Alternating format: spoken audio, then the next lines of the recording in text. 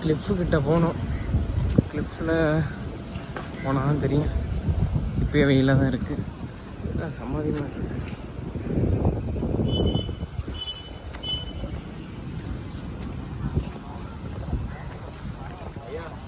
Cliff கரெக்டாக இங்கேருந்து அந்த சைடு இங்கே போனால் கிளிஃப் இருக்கும். அதோ தூரத்தில். இப்போ இங்கே தாங்க நடக்கணும். Already tired. நடப்போம்.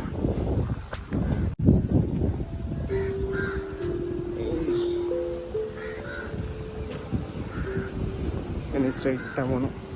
இங்கே போய் உட்காந்துட்டு லைட்டாக வெயில் தாராளம் நடக்க வேண்டியதான்.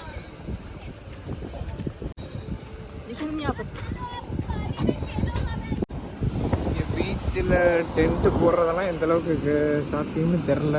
ஆனால் ஏற்கனவே அதெல்லாம் வருது, இதெல்லாம் வருது. நைட் லைனை ஃபுல்லாக வந்துடும் போது இங்கே அலோவ் பண்ணுறாங்களான்னு தெரியல.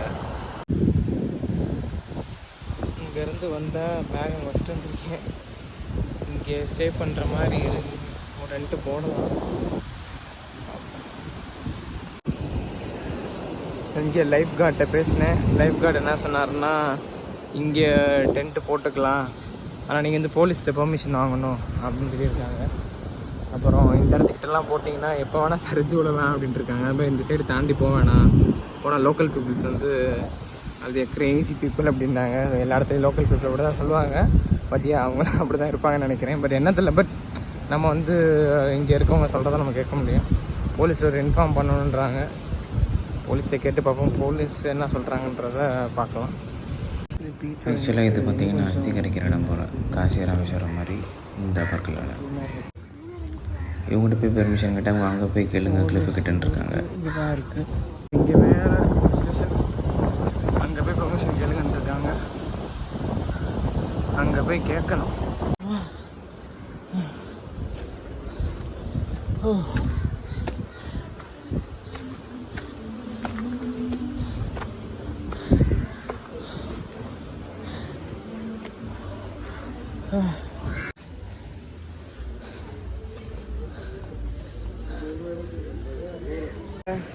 டென்ட் அடிக்க பெர்மிஷன் இல்லை. ஸோ என்ன பண்ணுறது தெரியவில்லை. பார்க்கலாம். வேறு என்ன செமையான வியூ. நான் மட்டும் இங்கேயே வச்சுருவேன். 1/2 மணி நேரம் அங்கிட்டு போயிட்டுருக்கேன். நாளைக்கு பேக் இருக்குது. எங்களால் கண்டிப்பாக தங்க முடியாது அப்படின்னு சொல்லியாச்சு. இங்கேருந்து இன்னொரு 2 கிலோமீட்ரு எப்படி நடக்குன்னு தெரியல. போய் பார்க்கறதில்ல. நடந்தால் இன்னும் கொஞ்சம் ஃப்ரீயாக இருக்கும், ஆளியார் இருக்க மாட்டேன்னு சொல்கிறாங்க. அடுத்த வரும் அந்த எட்ஜில் தெரிகிற இடம். அப்போ பக்கத்தில் பக்கத்தில் மாதிரி இருக்குது. அப்போ என்ன ஒரு இடத்துல போகணுன்னு இந்த பாய்ஸ் வந்தனே பயங்கரமாக கத்த ஆரம்பிச்சிட்டாங்க. ஒரு 8 பேர் லைட்டாக துரத்த மாதிரி ரவுண்டு கட்ட ஆரம்பிச்சிட்டாங்க. ரைட்டு சரின்ட்டு அப்படியே இந்த இடத்துல இடம் போட இன்னைக்கு டென்ட்டு போட முடியாது. டென்ட்டு போட முடியாதுன்னு நினைக்கிறேன். Have to go back. இன்னும் இவ்வளோ தூரம் நடந்து போகணும், 2 கிலோமீட்ரு. அப்படியே இந்த பீச்சு கரெக்டாக அந்த என்ட்ரன்ஸுக்கு வந்துட்டு சேரனில் நடந்து ஏதாச்சும் ஹாஸ்டல் ஏதாச்சும் கூட தங்கிடலான்னு கூட நினச்சிட்டு போய்கிட்டு இருந்தேன். அப்போ தான் ப்ரோவை பார்த்தேன். ப்ரோ எனக்கு ஹெல்ப் பண்ணி ஒரு இடத்துல லிஃப்ட்டு கொடுக்க தான் கேட்டேன். மெயின் அளவு போகிறேன்னாரு. ஸோ அப்புறமாட்டு இன்னொரு ஆள்கிட்ட கேட்டு எனக்கு ஒரு இடத்துல கேட்குறேன்னு சொன்னார். அப்புறம் அவங்க கேட்டேன், அங்கேயும் அவங்க கிடைக்கல. சரி இன்னொரு இடத்துக்கு கூட்டிகிட்டு போகிறேன்னு சொல்லி என்னை இப்போ கூட்டிகிட்டு போயிட்டுருக்காரு. சரி பார்ப்போம், அங்கங்கே எதுவும் டென்ட்டு கூட இடம் கிடைக்குதுன்னு பார்ப்போம். பக்கத்தில் கிளிஃப் இருக்கிற இடத்துல கேட்க சொல்லியிருக்காங்க. அங்கே தான் ஹாஸ்டல் அங்கெல்லாம் இருக்குது. கேட்கலாம், எப்படி ஒர்க் ஆகுதுன்னு பார்க்கலாம். கிளிஃபா? South Cliff.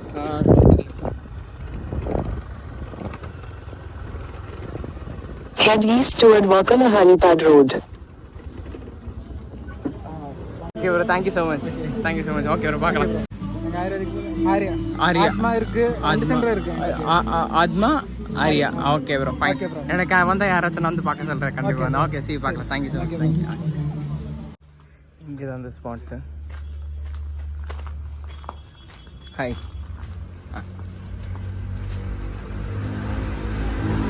ப்ரோ தான் இந்த ஹாஸ்டலோட ஓனரு.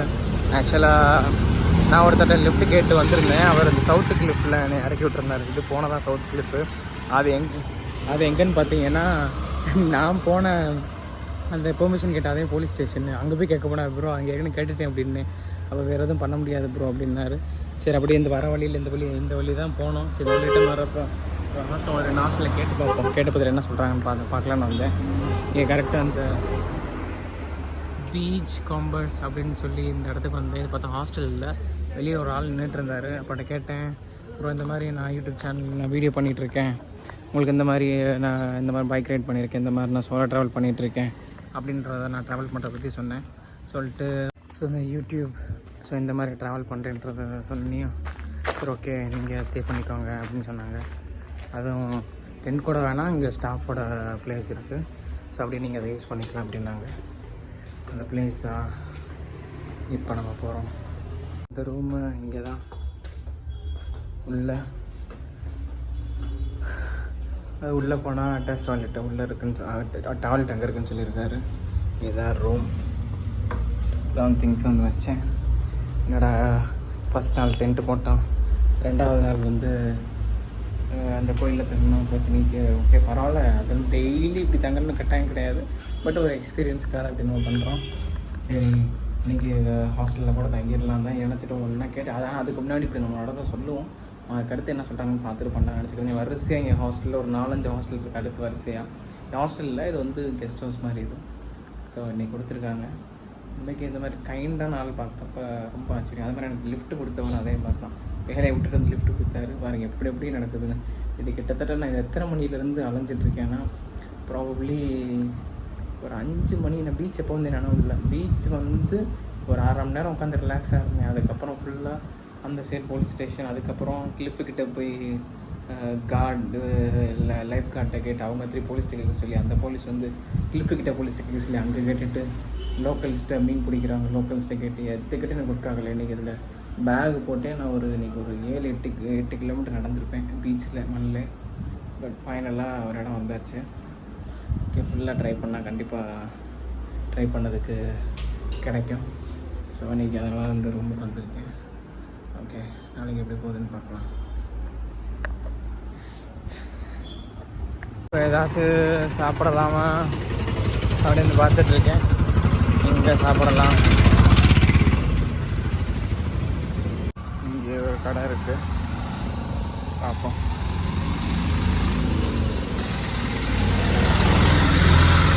சரி சாப்பாடு உண்டா?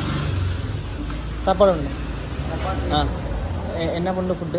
சப்பாத்தி வேணும். சப்பாத்தி வேறு? சப்பாத்தி பரோட்டா கறி என்ன உண்டு? கறி பீஃப் கறி சிக்கன் கறி பீஃப் ஃப்ரை சிக்கன் கறி பரோட்டா. பீஃப் வாங்கலை. செம்ம சோடு. அதான்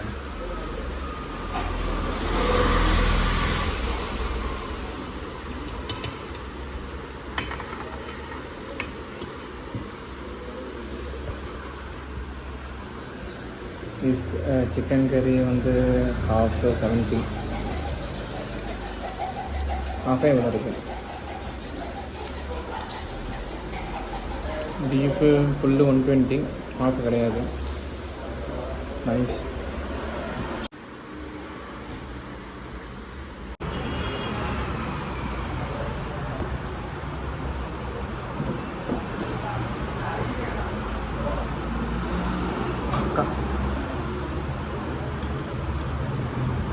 ஜூஸியாக இருக்குது.